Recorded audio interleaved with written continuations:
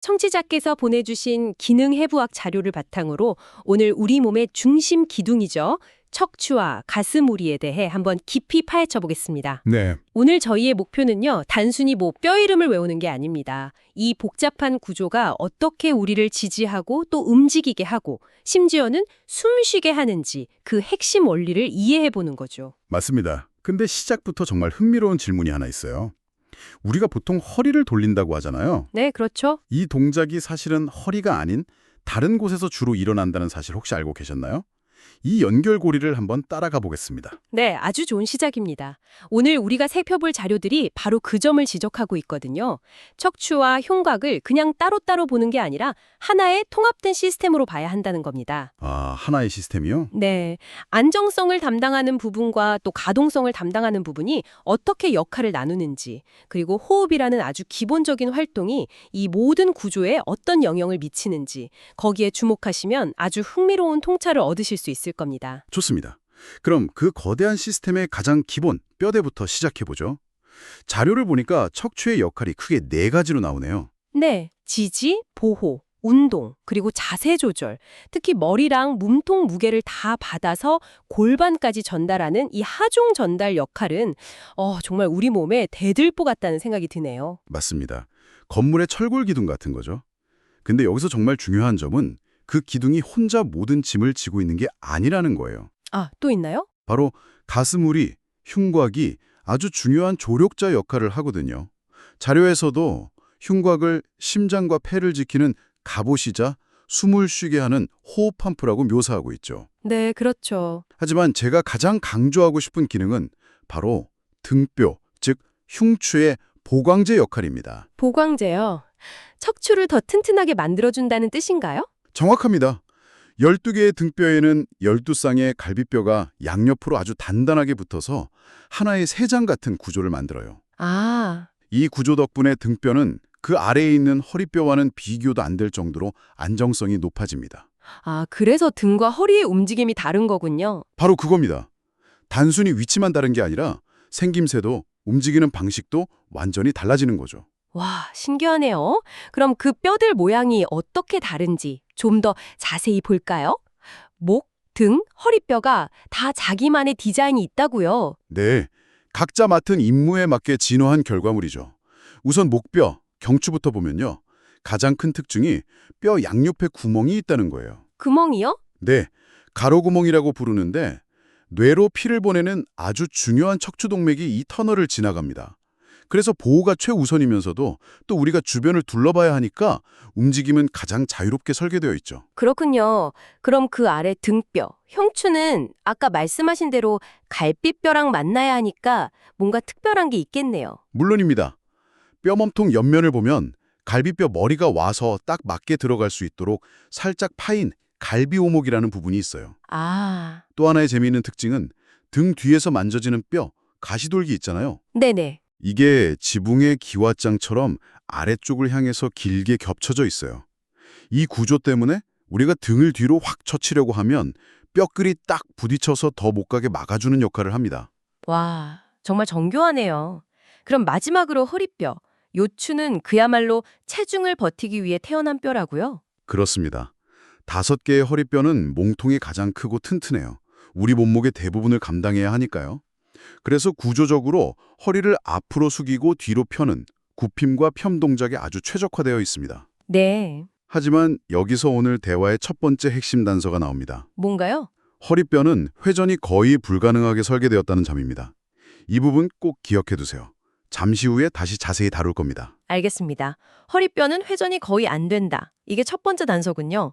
그럼 이제 이 뼈들이 어떻게 연결되는지 관절 이야기로 넘어가 보죠. 네, 자료의 핵심은 척추 사이 원반, 우리가 흔히 말하는 디스크랑 가시돌기 사이 관절, 이 두 가지네요. 디스크는 충격 흡수 장치, 이렇게 이해하면 되죠. 네, 맞습니다. 바깥쪽은 질긴 섬유태, 안쪽은 젤리 같은 속지렉으로 된 뭐랄까 자동차의 쇼크 업소보랑 똑같은 역할을 하죠. 아하, 그리고 이제 정말 흥미로운 지점, 아까 예고해드렸던 허리회전의 비밀의 풀 열쇠가 나옵니다. 바로 가시돌기 사이관절, 다른 말로는 후관절입니다. 후관절이요? 그게 어떻게 움직임을 결정한다는 거죠? 위아래 척추뼈 뒤쪽에서 서로 맞물리는 작은 관절인데요. 이 관절면이 어느 방향을 보고 있느냐, 이 관절면의 방향이 그 척추가 할 수 있는 움직임과 할 수 없는 움직임을 결정하는 절대적인 규칙이 됩니다. 아, 그리고 허리뼈의 후관절면은요, 마치 기차 레일처럼 거의 수직으로 앞뒤 방향으로만 놓여 있습니다. 기차 레일이요? 아, 그래서 앞뒤로 움직이는 건 쉬운데 옆으로는 못 간다는 말씀이시군요. 바로 그겁니다. 기차 레일 비유가 완벽해요. 이 레일 구조 때문에 허리를 굽히고 펴는 건 아주 자연스럽지만 좌우로 회전하려고 하면 뼈의 관절면끼리 쾅 부딪혀서 물리적으로 막아버려요. 와, 그래서 자료에도 명시되어 있듯이 5개 허리뼈 전체에서 일어나는 순수한 회전은 다 합쳐도 고작 5도 내외에 불과합니다. 잠깐만요. 5도라고요? 거의 안 움직이는 수준이잖아요. 그럼 헬스장에서 하는 그 러시안 트위스트 같은 운동은 대체 뭐죠? 하하. 여태껏 허리를 돌리고 있다고 생각했는데 이게 다 착각이었다니 이건 정말 충격인데요? 바로 그 착각이 허리 부상의 아주 주된 원인이 되기도 합니다. 우리가 허리를 돌린다고 느낄 때의 움직임은 대부분 등뼈의 회전, 그리고 골반 아래 고관절의 회전이 합쳐져서 만들어내는 합성된 움직임이거든요. 아, 합성된 움직임. 네. 이 사실을 모르고 순수하게 허리 자체를 쥐어짜서 비틀려고 하면 회전이 막혀있는 구조에 억지로 힘을 가하는 셈이니까 그 모든 스트레스가 고스란히 디스크로 가는 거죠. 와, 진짜 범인은 등뼈랑 고관절이었네요. 허리는 누명을 쓰고 있었던 거고요. 그렇죠. 억울한 누명을 쓰고 있었던 셈이죠. 정말 중요한 사실이네요. 그럼 이런 구조물들을 꽉 잡아주는 인대 얘기도 좀 해봐야겠어요. 네. 인대는 뼈랑 뼈를 연결하는 강력한 테이프 같은 겁니다. 척추뼈 앞쪽을 따라 내려오는 앞세로인대는 척추가 뒤로 너무 젖혀지는 걸 막아주고요. 네, 척추관 안쪽의 뒤세로인대나 황색인대 같은 것들은 앞으로 너무 많이 굽혀지지 않도록 브레이크를 걸어줍니다. 일종의 수동적인 안정화 장치인 셈이죠. 그렇군요. 인대가 뼈를 잡아서 안정성을 확보한다면 이 뼈대를 실제로 움직이는 건 결국 근육이겠네요. 네, 이제 움직임의 주체인 근육을 살펴볼 차례죠. 등 근육은 기능에 따라 여러 층으로 나뉘는데요. 네. 가장 바깥쪽의 등세모근이나 넓은 등근 같은 건 주로 팔과 어깨를 움직이는 큰 근육들이고요. 중간층은 호흡을 돕습니다. 하지만 우리가 진짜 주목해야 할 건 가장 깊은 곳에 있는 심부 근육들이에요. 우리가 흔히 코어 근육이라고 부르는 것들이 이런 건가요? 자료에서는 척추 세움근이랑 가로돌기 가시 근육을 핵심으로 꼽네요. 맞습니다. 척추를 큰 배의 돛대라고 상상해 보세요. 척추 세움근은 그 돛대를 지지하는 가장 굵고 튼튼한 밧줄 같아요. 굵은 밧줄? 네, 척추를 똑바로 세우고 큰 힘을 내죠. 근데 진짜 중요한 건 그 안쪽에 숨어있는 가로돌기가시 근육 그룹, 특히 그중에서도 뭇갈래근, 흔히 다혈근이라고 부르는 작은 밧줄들입니다. 뭇갈래근요? 왜 그렇게 작은 근육이 더 중요한 건가요? 큰 밧줄이 돛대 전체를 잡아준다면 이 작은 밧줄들은 돛대의 마디 하나하나를 바로 위아래 마디와 연결해서 미세하게 휘청거리지 않도록 꽉 잡아주거든요. 아, 척추의 분절 안정성을 책임지는 거죠. 실제로 허리 통증이 있는 분들 MRI를 보면 이 뭇갈래근이 눈에 띄게 약해지거나 지방으로 변해 있는 경우가 아주 흔하게 발견됩니다. 그렇군요. 겉으로 드러나는 큰 근육이 아니라 보이지 않는 깊은 곳의 작은 근육이 안정성의 열쇠였네요. 그럼 이제 호흡 근육 이야기도 해보죠. 여기서 또 다른 미스터리가 풀릴 것 같은데요. 네, 가장 중요한 호흡근은 단연 가로막, 즉 횡격막입니다. 가슴과 배를 나누는 거대한 돔 형태의 근육인데요. 우리가 숨을 들이쉴 때 이 가로막이 아래로 내려가면서 가슴 안 공간을 넓혀주는 주된 역할을 합니다. 네. 갈비뼈 사이에 있는 갈비사이근은 갈비뼈를 들어올려서 흉곽 확장을 돕는 보조 역할을 하고요. 근데 만약에 얕은 호흡을 하게 되면 어떻게 되나요? 여기서 아까 제가 던졌던 질문, 호흡과 목 통증의 연결고리가 나올 것 같아요. 정확히 보였습니다. 가로막을 충분히 못 쓰는 얕은 가슴 호흡을 반복하면 우리 몸은 부족한 산소를 채우려고 보조 호흡근을 동원하기 시작해요. 보조 호흡근요? 네, 바로 목빗근, 목갈비근 같은 목 주변 근육들입니다. 이 근육들의 원래 주 업무는 머리를 움직이는 건데 숨 쉴 때마다 매번 갈비뼈를 억지로 들어올리는 추가 근무에 시달리는 거죠. 잠깐만요. 그럼 제가 스트레스 받을 때 목덜미가 뻣뻣하게 굳는 게 단순히 심리적인 긴장감 때문만이 아니라 실제로 제가 숨 쉬는 방식이 바뀌어서 그럴 수도 있다는 말씀이세요? 그럴 가능성이 매우 높습니다. 그런 비효율적인 호흡 패턴이 만성화되면 목과 어깨 주변 근육들은 쉴 틈 없이 과로하게 되고 항상 긴장 상태에 놓이게 되는 거죠. 이게 바로 만성적인 목, 어깨 통증의 아주 흔한 원인 중 하나입니다. 와, 자세, 움직임, 통증, 그리고 호흡까지 이게 다 연결되어 있었네요. 그럼 이 구조물들이 실제로 어떻게 움직이는지 그 원리를 좀 더 보죠. 호흡할 때 갈비뼈 움직임을 펌프 핸들과 버킷 핸들로 비유한 부분이 정말 재밌었어요. 아주 훌륭하고 직관적인 비유죠. 흉곽이 어떻게 3차원적으로 확장되는지를 설명하는 개념입니다. 네. 먼저 펌프 핸들 움직임은 위쪽 갈비뼈들 한 2번에서 6번 사이에서 주로 일어나요. 옛날 우물 펌프 손잡이 생각하시면 됩니다. 아, 펌프 손잡이처럼 가슴이 앞뒤로 부풀어 오르는 거군요. 맞습니다.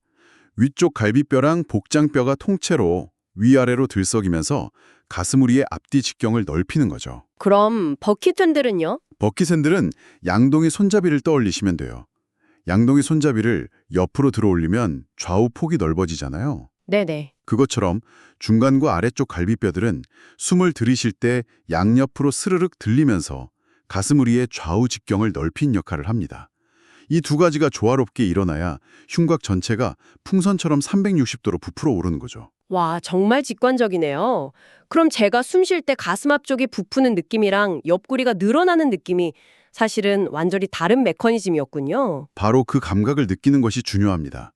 그리고 이 지점에서 자료에 나온 둥근 어깨 자세가 왜 호흡의 문제를 일으키는지 명확하게 이해할 수 있습니다. 맞아요. 가장 흔한 자세 문제잖아요.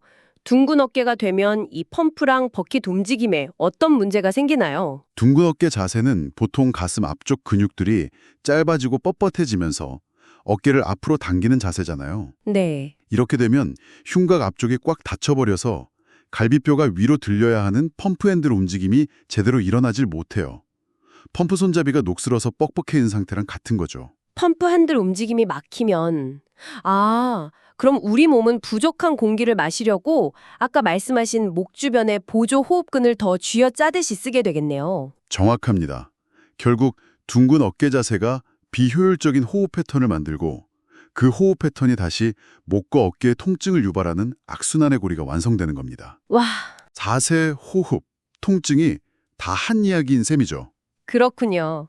그럼 앞서 나왔던 뭇갈래근과 허리 통증의 관계도 이 악순환의 관점에서 다시 설명해 주실 수 있을까요? 네, 허리에 통증이 생기면 우리 뇌는 통증 신호 때문에 척추 깊숙이 있는 뭇갈래근을 활성화시키는 신경 신호를 제대로 보내지 못하게 돼요. 아, 신경 신호가 막히는 거군요. 네, 일종의 신경학적 억제가 일어나는 건데요. 그렇게 되면 척추 마디마디를 잡아주는 작은 밧줄이 느슨해진 셈이니까 척추 분절의 안정성이 떨어지고 더 작은 충격에도 쉽게 통증을 느끼게 되는 악순환에 빠지게 됩니다. 그래서 재활할 때 무조건 강한 운동부터 하는 게 아니군요. 그렇죠.